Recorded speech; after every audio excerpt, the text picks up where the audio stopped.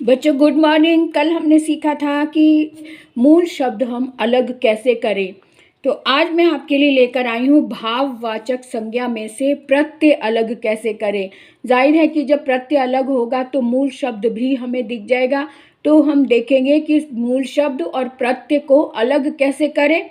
तो देखते हैं, ये मैंने शब्द लिखे हैं। ये वो शब्द हैं जो भाववाचक संज्ञा के अंतर्गत आते हैं और इन्हीं शब्दों में बच्चे कंफ्यूज होते हैं कि इनको अलग कैसे करें।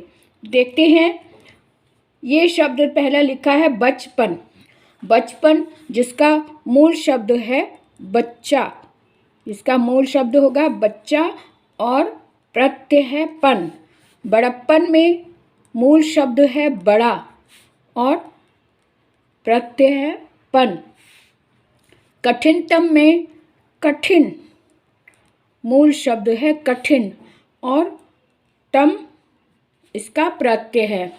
ऐसे ही निचली शब्द है तो नीचे इसका मूल शब्द है और ली इसका प्रत्यय है। खुदाई में खोद, खोद यानी खोदना, खोद इसका मूल शब्द है और आई इसका प्रत्यय है। तो खोद आई यानी खुदाई। उड़ान में उड़,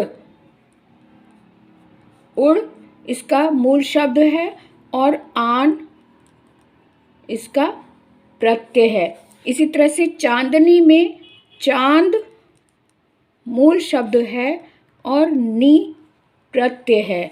साहसिक में साहस, साहस मूल शब्द है और इक प्रत्यय है, इक छोटी ई है, इक प्रत्यय है।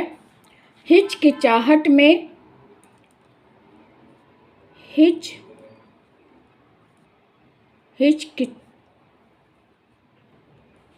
हिचकिचाना और आहट इसका प्रत्यय है। हिचकिचाना होता है ना, हिचकिच भी कहीं कहीं हिचकिच भी लिखा हुआ है, तो हिचकिचाना मेरे विचार में सही है। और आहट, आहट ट, ये फिर से लिख देती हूँ, आहट इसका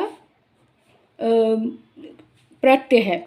ऐसे ही ढलाऊ में ढलान, ढल, ढलना होता है ना, ढलना, तो ढल और आऊ इसका प्रत्यय हो गया।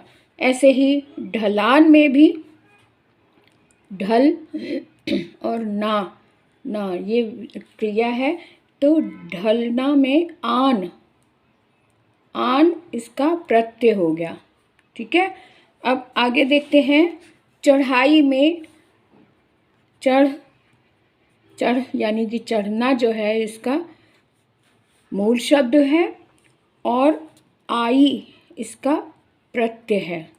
ऐसे ही फुसफुसाहट, जैसे हिचकिचाहट था ऐसे ही फुसफुसाना होता है, फुस फुस, और ना मैं अलग से लिख रही हूँ, फुसफुस होता है वैसे फुसफुसाना यानी कि, और साह और आहट इसका प्रत्यय हो गया। इसी तरह से औपचारिक में उपचार, उपचार और इक, उपचार और इक इसका प्रत्यय हो गया। ऐसे ही शानदार में शान और दार इसका प्रत्यय हो गया।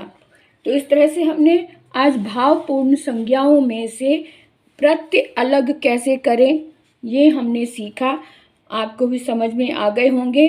कुछ अलग से शब्द लेकर आई थी मैं, और ये वाले शब्दों पे ही ज़्यादातर बच्चे परेशान होते हैं कि इनको अलग कैसे करें। इनमें से मूल शब्द क्या है, जैसे कि बचपन है, बड़प्पन है, ऐसे शब्दों में परेशान होते हैं।